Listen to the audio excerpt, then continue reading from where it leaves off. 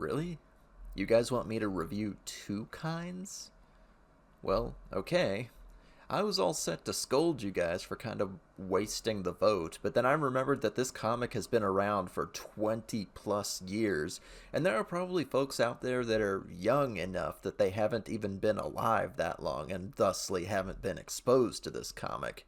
If you travel in furry circles or even just webcomic circles, you've probably heard the name Two Kinds at some point or another. Sporting an absolutely staggering 1,200 plus pages, it continues to this day with no signs of ending anytime soon. I'm not kidding. This comic is titanic. You guys basically asked me to read and review the comic equivalent of a Stephen King novel for the sheer number of pages involved. So, let's get into it. Let's talk about the furry comic Two Kinds. In the not too distant past, a young man lost his wife and child to a random bandit who was of the Kedron race. Kedron is the word for furry around here, and they come in a few flavors: tiger, wolf, and fox. What the bandit didn't know was that he'd just killed the wife of one of the most ridiculously powerful Mary Sue characters on the planet, Trace Legacy.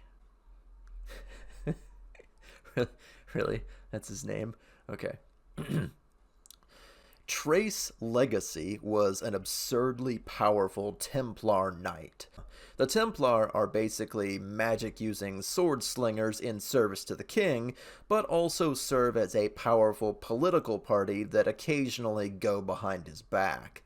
Despite his youth, Trace's magic was off the charts, and with the loss of his wife, decided that the best way to deal with his pain was complete and total genocide.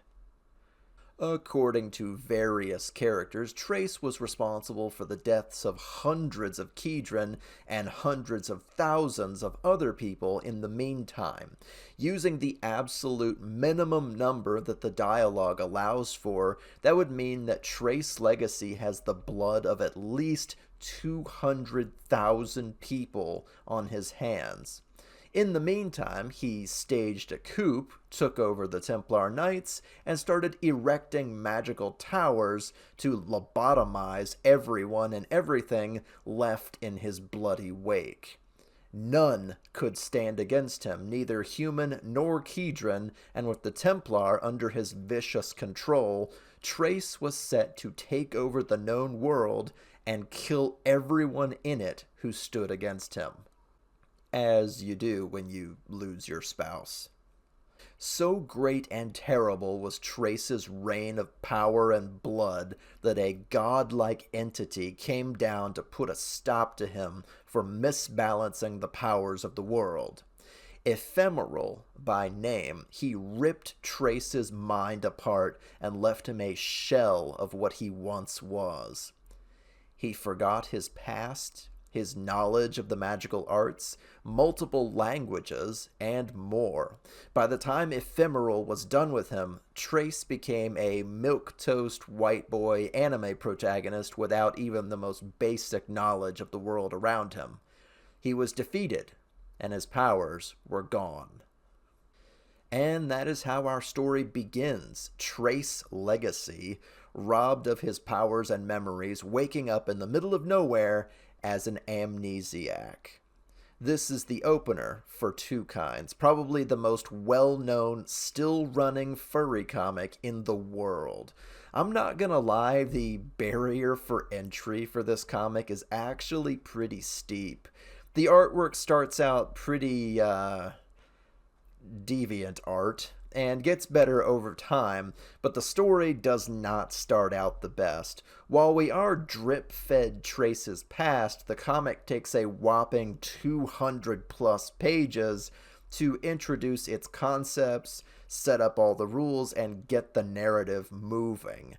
This is pretty damning, as the rest of the comic is actually really good, but if I were a betting bird, I would say this comic probably loses over half of its audience before they actually experience the good parts of the story.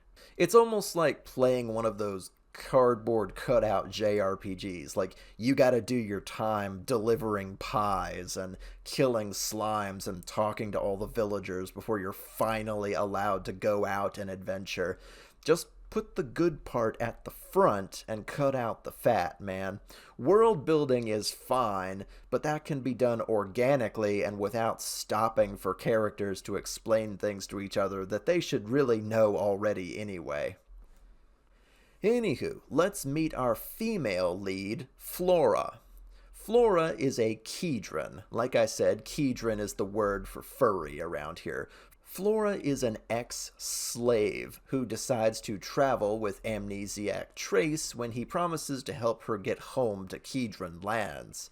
The humans and the Kedron do not get along, to the point where humans are kill on sight and Kedron are hunted as slaves. These two factions fucking hate each other. Even the nicest characters in the story can occasionally just drop racist lines from time to time, and it really shows how deeply rooted the hatred is. Flora is a tiger Kedron, and she is very, naked and very affectionate. Like, tackle, pounce, hug, affectionate. I can kind of feel the 1990s anime boom influencing this comic, but that's neither here nor there. Fearing that the cute and curvy tiger girl will get caught and sold into slavery, amnesiac Trace Legacy decides that he will take her to the edge of Kedron lands so that she can make it home safely. Why she doesn't hate him or try to murder him is anyone's guess. Even if she doesn't recognize him, he's still a human. But I suppose the plot needs to happen. Along the way, we meet what is quite possibly the most interesting cast of characters I've seen thus far. We have Keith, a warrior of the Bossitan race. Basically, fantasy furries that are not of any particular animal type. He's been banished from his home and is trying to fulfill an impossible quest to regain his citizenship. We have Natani, a gender-confused assassin who shares a psychic link with her twin brother. They feel each other's pain, each other's thoughts, and more. Natani is best girl, and I will not hear otherwise. We also have Red. Red actually doesn't have a name. He has friends and family and plenty of people that know him, but his name is never referenced or spoken aloud by any character in the comic, so no reader of this story actually knows what his name is. I think that's the joke, but it's just kind of weird, so I just call him Red. Two Kinds has an absolute zoo of a cast spanning dozens of named characters, but the core 4 or 5 are the most interesting. Because of how long the comic is, all of them have enough breathing room to hash out their backstories, character motivation, and run circles around Trace for how interesting they are.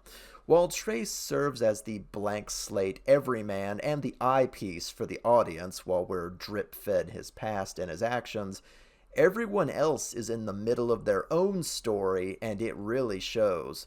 This is a sign of spectacular writing and planning ahead on the author's part, and let me tell you, if you tell the same story for 20 years, I imagine that a lot of planning went into it. My favorite character by far is Keith, as he pretty much deserves his own comic. Having been banished from his prudish warrior society out on an island somewhere, he was given an impossible task in order to return and regain his citizenship. He lost his family, his fiancée, and more in the crossfire of a terrible tragedy.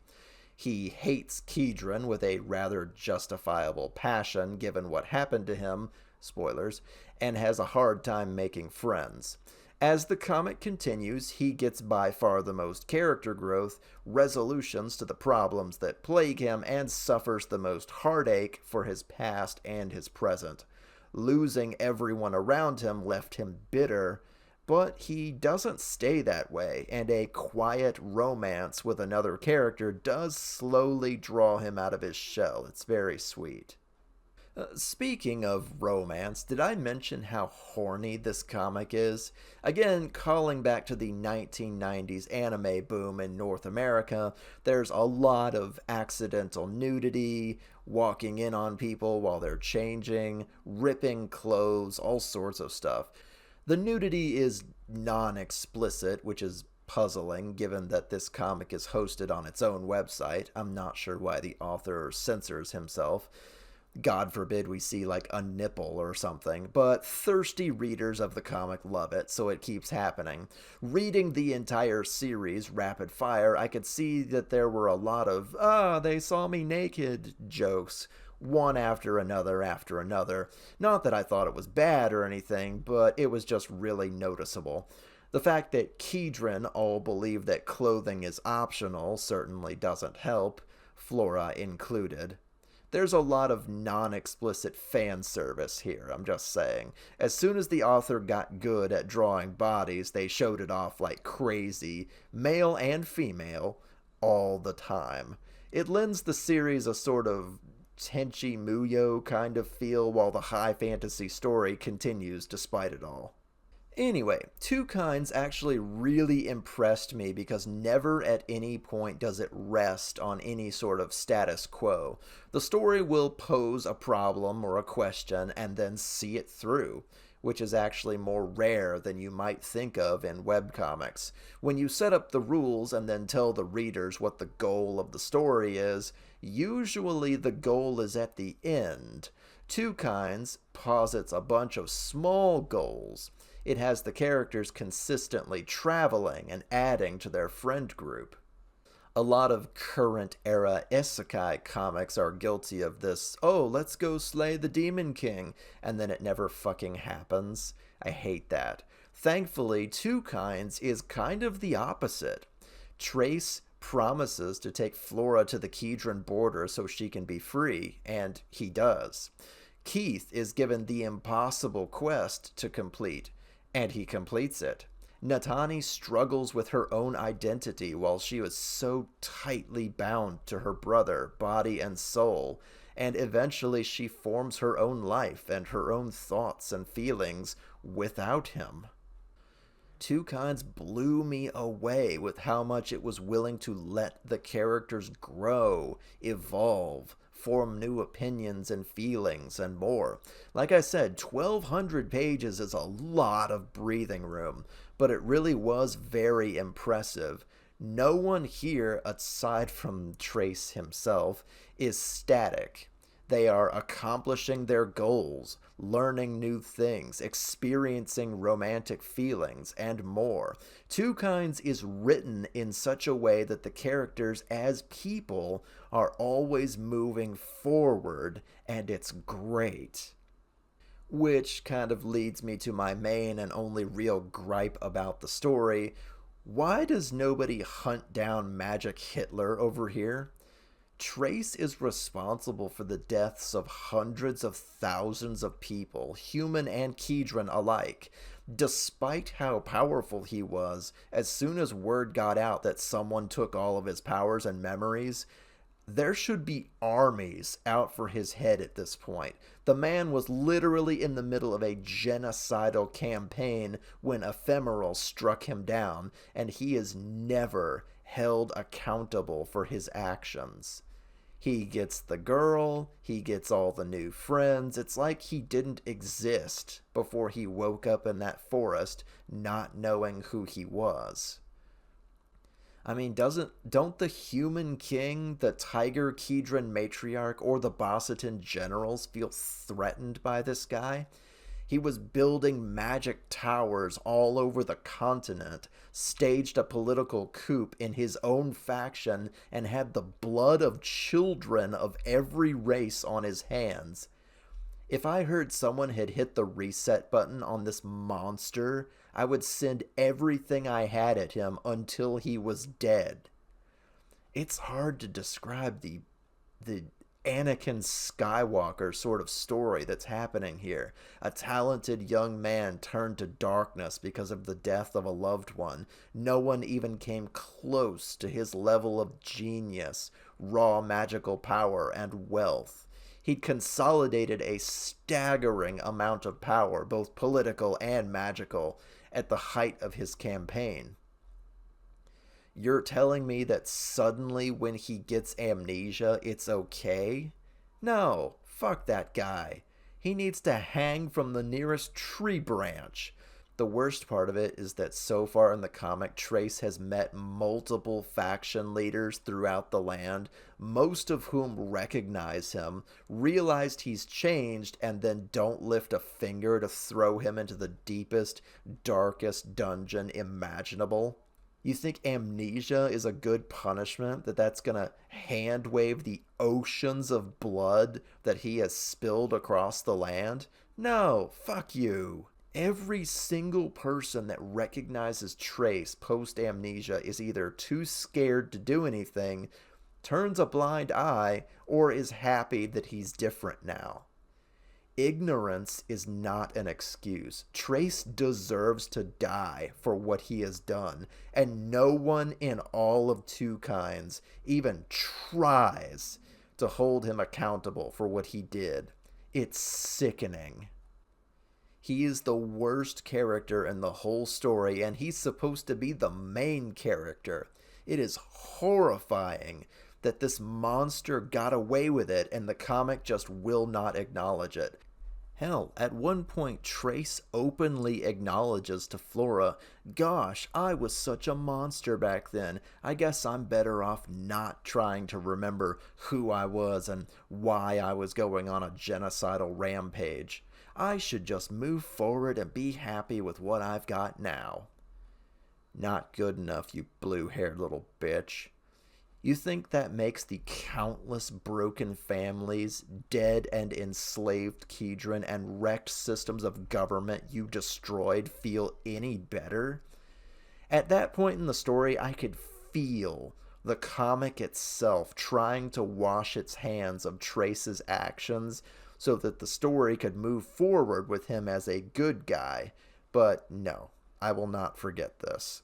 There should be armies of soldiers, assassins, other Templar, Kedron warriors coming out of the woodwork for his ass, and it just doesn't happen. The comic refuses to hold Trace accountable, because if this were dealt with any kind of realism, Trace would be dead by now. Like, really, and the rest of the cast of characters could keep moving with their own story. He should be the most recognizable, hated bastard on the face of this planet, and the comic will not allow it to happen. Okay, let me back up a little. I got a little heated there. Two Kinds is a phenomenal comic, given that you can get past the first 200 pages or so without giving up. Once the story gets going, it goes, and it goes hard. Spectacular world building, memorable characters, plenty of fan service, honestly funny jokes. This comic has it all. There's a reason that this comic has been around for so long. It's practically a household name in furry circles, and even people that enjoy webcomics in general know about it. The art is great, the story never rests on its laurels, and the development of the world and all of its inner workings is just breathtaking. If I was going to name a comic to represent the idea of the furry fandom to an outsider, this would be it. Funny, beautiful, horny, dramatic. It's a perfect representation of its audience and the idea of sequential art as a whole. So, should you read Two Kinds? I mean, if you're subscribed to my channel, you've probably read it already. But just in case you haven't, I would say yes. Again, the first couple hundred pages are kind of a real drag, but once it gets going, once you get to the good part, it's probably amongst the best furry comics out there. I'd say check it out.